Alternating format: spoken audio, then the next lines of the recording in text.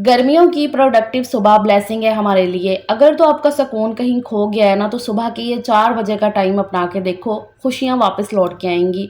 आज मैं आपको प्रैक्टिकली बताऊँगी, दिखाऊँगी कि किस तरह एक औरत का दिन बहुत ही खूबसूरती और सुकून के साथ गुज़रता है, कि बस वो कुछ आदतों को जब अपना लेती है ना, तो उसकी ज़िंदगी बिल्कुल बदल सी जाती है। बहुत मज़ेदार सी कुछ रेसिपीज़ शेयर करूँगी, अपने पूरे दिन की रूटीन आपको दिखाऊँगी और हम पंजाबियों की मोस्ट फ़ेवरेट सौगात कड़ी पकोड़ा की बहुत ही डिटेल में रेसिपी आपको बताऊँगी कि अगर आपको कड़ी बनाने में ज़रा सी भी दिक्कत आती है ना, तो आज की इस वीडियो से वो सारी दिक्कत आपकी ख़त्म हो जाएगी।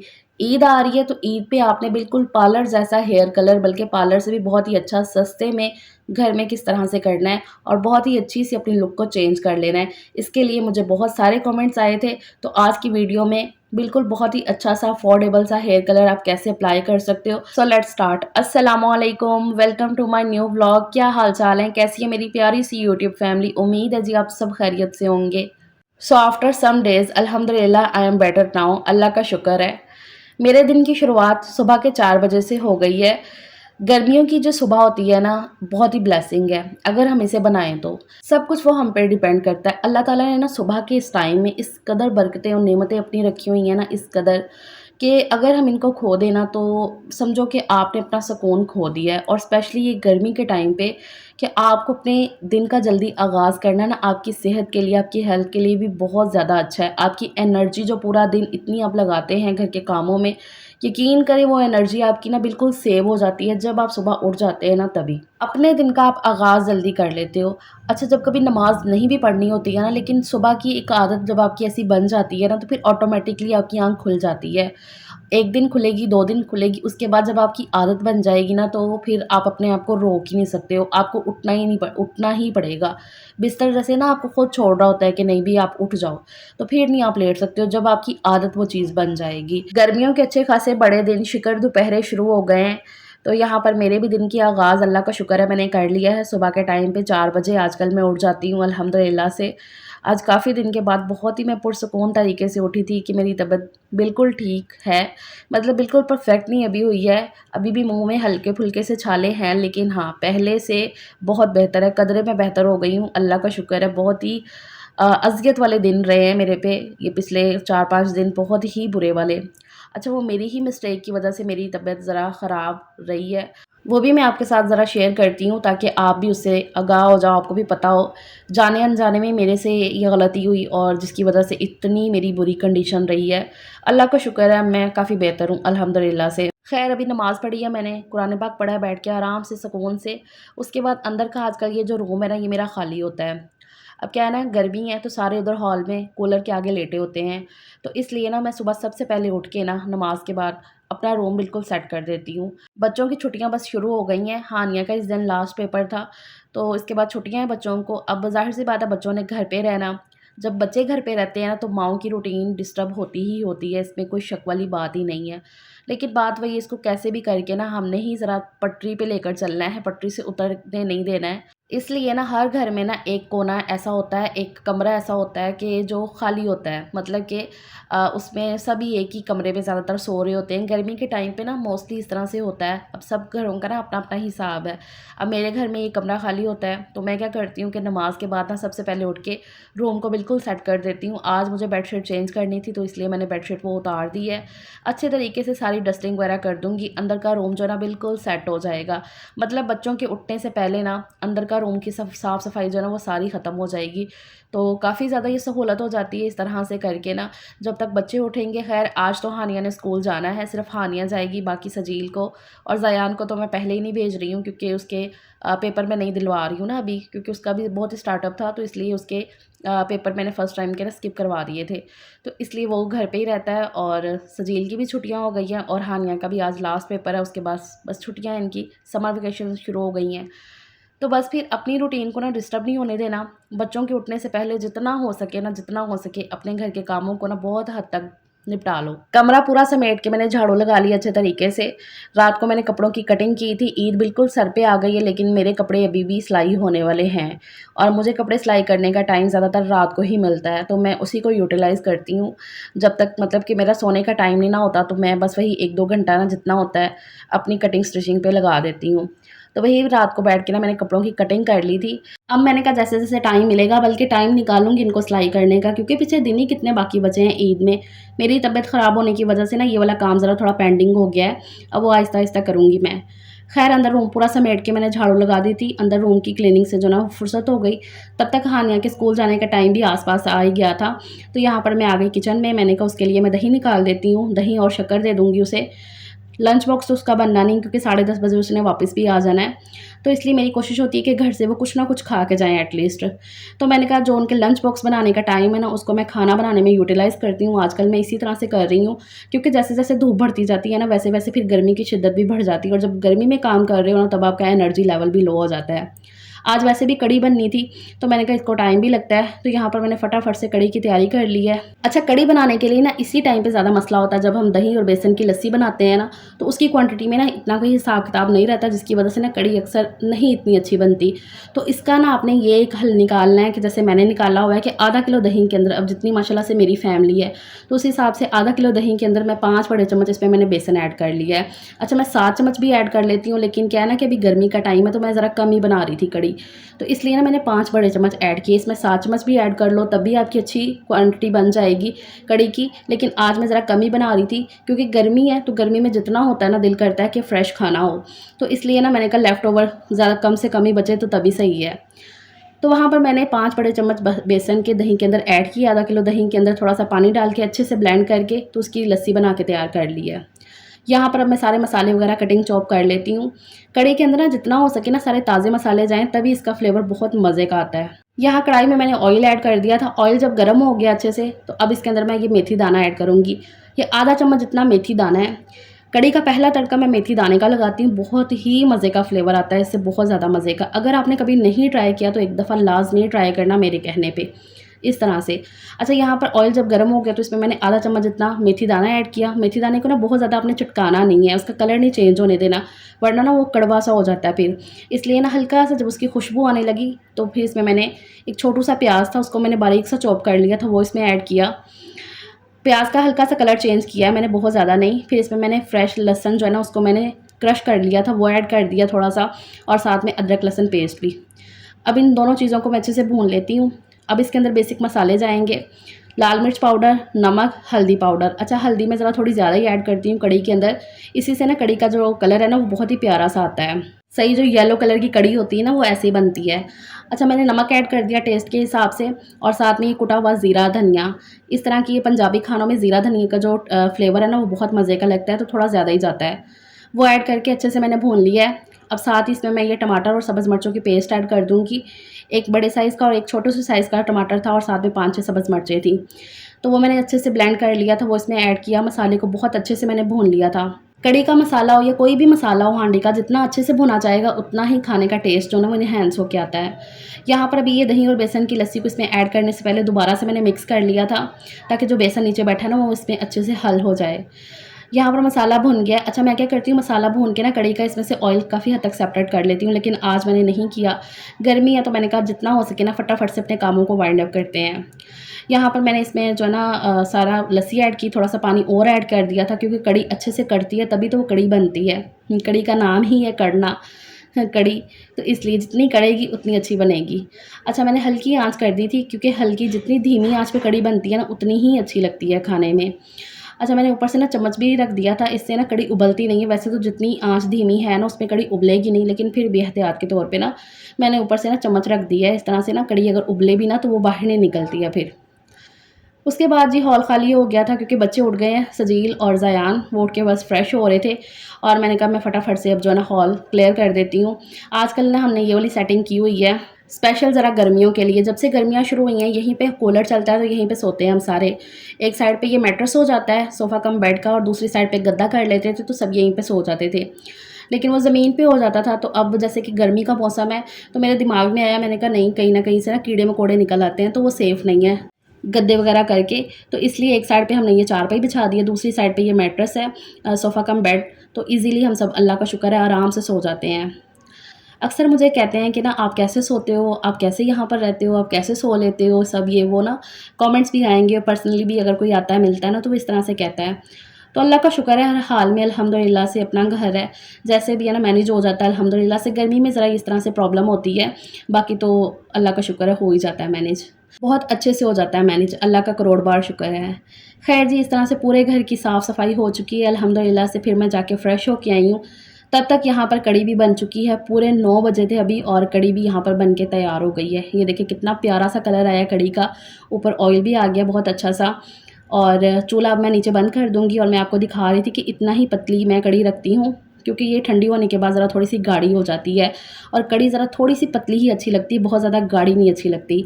इसलिए मैंने चूल्हा बंद कर दिया है। अब मैं यहाँ पर आ गई हूँ पकौड़ों की तैयारी करने के लिए।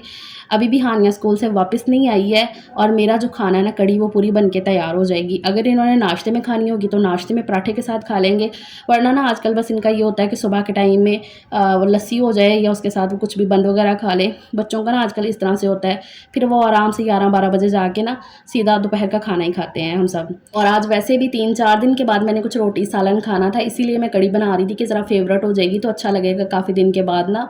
वरना इतने दिन से वही बन, ब्रेड, रस, इस तरह से ना हल्का फुल्का, वो भी इतने अच्छे से नहीं खाया जाता था।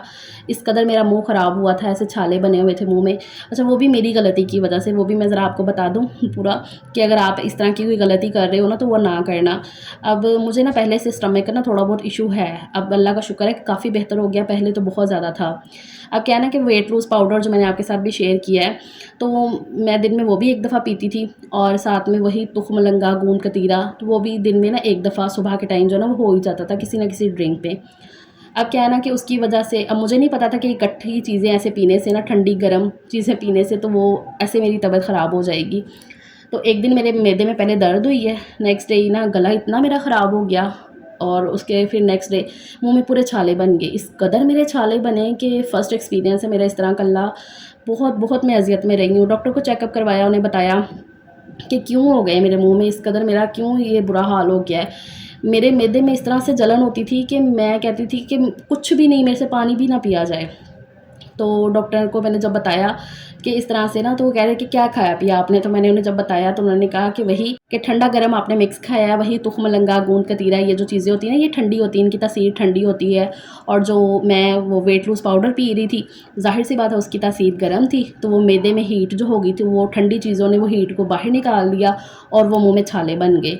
पूरा मुंह पक गया, गला ख़राब मेरा, मुझे समझ ही नहीं आ रही थी, तलवा ऐसे जैसे नीचे को ही आने लगा। इस कदर मेरी हालत बुरी रही है ना, ना मेरा मुंह बंद हो रहा था अच्छे से, ना मेरा मुंह अच्छे से खुल रहा था। खाया पिया तो बहुत ही मुश्किल से जा रहा था, वो भी दवाई खाने के लिए ना खा लेती थी ज़बरदस्ती, और बड़ी मतलब मुश्किल में रही हूँ मैं। लिटरली मैं रातों को बैठ के उठ के रोई भी हूँ, बड़ी मुश्किल। अल्लाह का शुक्र है अब ज़रा ना काफ़ी बेहतर हो चुकी है तबीयत। अभी भी प्रॉपर ठीक नहीं हुई हूँ, प्रॉपर मतलब कि होता है ना मुँह में से सब ख़त्म हो जाना, वो नहीं अभी हुआ है, लेकिन हाँ पहले से काफ़ी बेहतर हो गया है।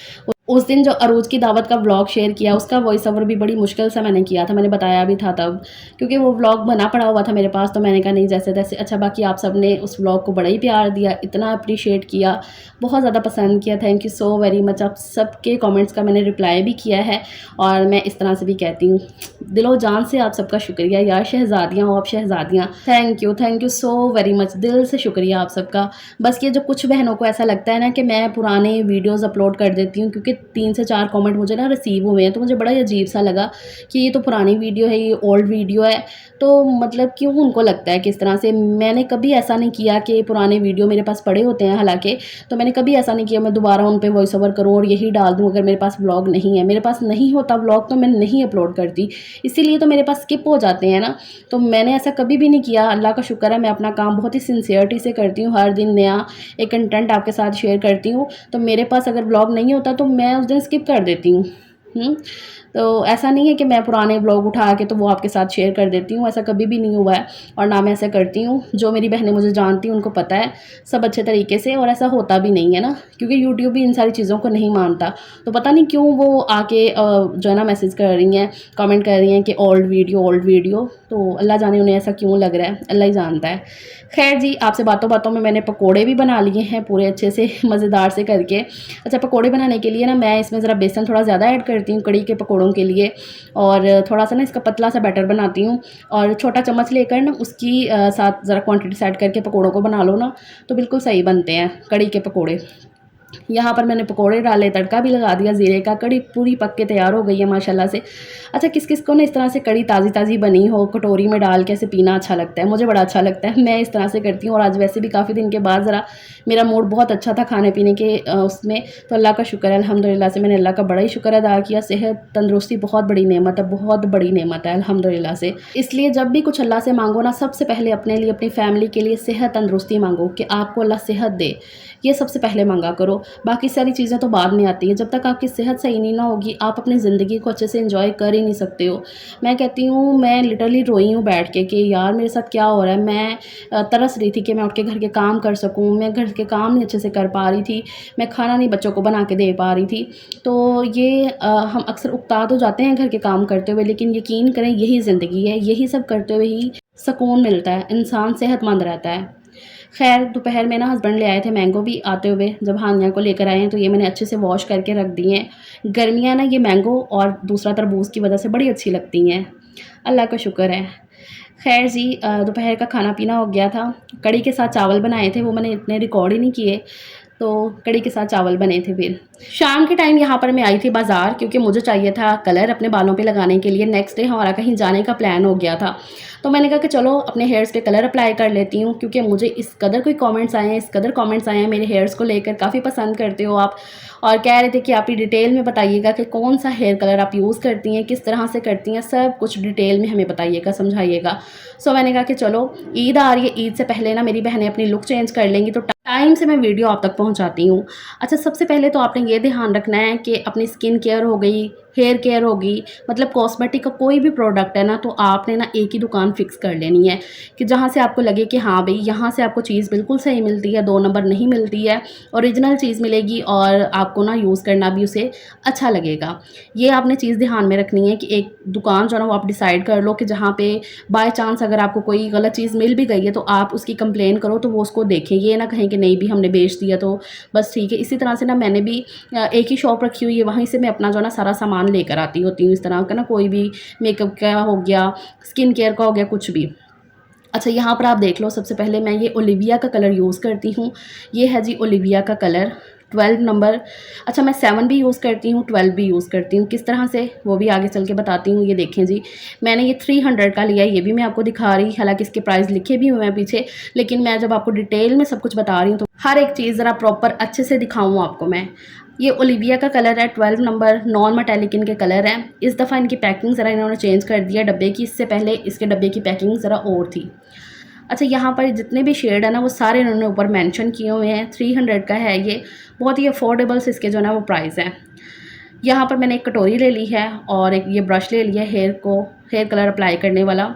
इसके अंदर से एक ये कलर की ट्यूब निकलती है और साथ में इसका ये डेवलपर है, ठीक है। इसके अंदर ये ग्लव्स भी होते हैं, मतलब हाथों में चढ़ा के अच्छे तरीके से आप कलर अप्लाई करो ताकि आपके हाथों पे कलर ना आ सके, हाथ गंदे ना हो, तो इसके लिए ये ग्लव्स भी हो गए।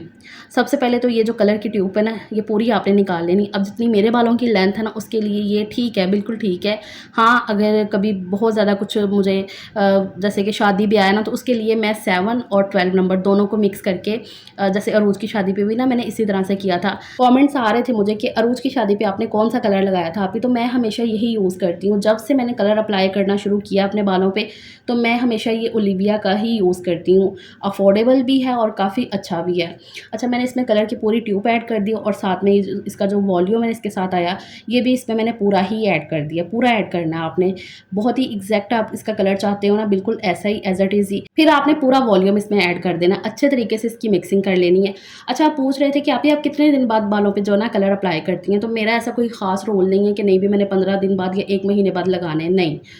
मैं क्या करती हूँ कि जब भी कहीं जाना आना हो, जैसे कि ईद शब रात है, कभी-कभी तो 6-6 महीने गुज़र जाते हैं, मैं नहीं लगाती हूँ।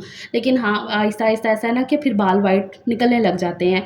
एक तो ज़ाहिर-सी बात है जब एज हो जाती है, और वैसे भी ये जब कलर जो लगाओ तो इनमें केमिकल वगैरह तो होते हैं, जितना मर्ज़ी आप अच्छा कलर ले लो तो उसमें केमिकल वगैरह होते ही होते हैं।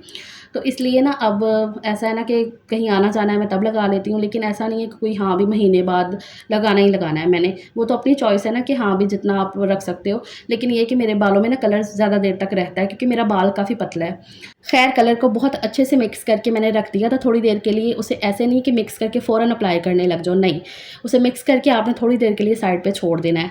तब तक यहाँ पर मैं आपको ये बता रही थी कि आप किस तरह ये कलर अप्लाई कर सकते हो अपने हेयर्स पे।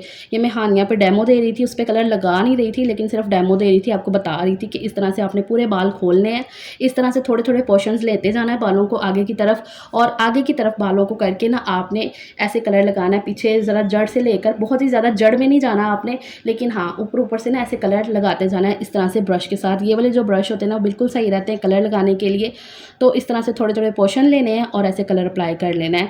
मैंने कहा मैं अपने पे तो कंफर्टेबल तरीके से नहीं बता सकूँगी, क्योंकि मैं आराम से ज़रा कपड़े चेंज करके ना तो फिर लगाऊँगी, ज़रा थोड़े रफ़ कपड़े पहन के, तो इसलिए फिर मैंने हानिया के हेयर्स पे ये डेमो दिया ताकि मैं अच्छे तरीके से आपको समझा पाऊँ। अच्छा, कुछ देर रखने के बाद ये कलर जो है ना थोड़ा-सा ऐसे डार्क हो जाता है और फिर मैंने इसको अप्लाई कर लिया था। सिर्फ 10 मिनट आपने रखना है और इसका कलर काफ़ी चेंज हो जाता है। इस तरह से ना काफ़ी अच्छे से मैंने इसको अप्लाई कर लिया था, जैसे मैंने हानिया को लगाते हुए आपको दिखाया है ना, इसी तरह से मैंने अपने पूरे बालों पे इसको अच्छे से अप्लाई कर लिया है।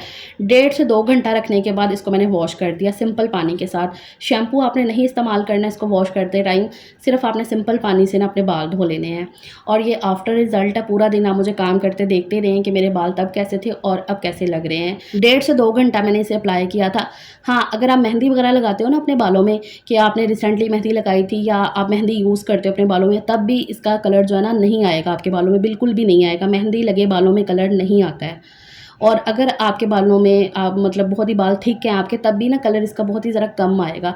तो बस ये सारी चीज़ें होती हैं। पतले बाल पे कलर जो है ना वो ज़रा जल्दी हो जाता है, और अगर आप मेहंदी लगाते हो तब भी कलर नहीं आएगा, क्योंकि अक्सर मेरी बहनें फिर कमेंट करती हैं ना कि अभी हमारे बालों में तो ऐसा कलर आया ही नहीं। तो वो यही रीज़न होते हैं कि या तो आप मेहंदी लगाते हो अपने बालों में, या आपका बाल जो है ना काफ़ी थिक है। तो ये है जी मेरे हेयर डाई की, हेयर एप्लीकेशन की प्रॉपर डिटेल। इससे ज़्यादा मैं डिटेल में अब क्या समझाऊँ। आई होप कि आपको सब कुछ समझ में आ गया होगा। सो आपको वीडियो अच्छी लगे तो आपने लाइक लाजमी करना, चैनल को सब्सक्राइब करना बिल्कुल नहीं भूलना। अपना बहुत सा ख्याल रखिएगा। Take care. अल्लाह हाफिज़।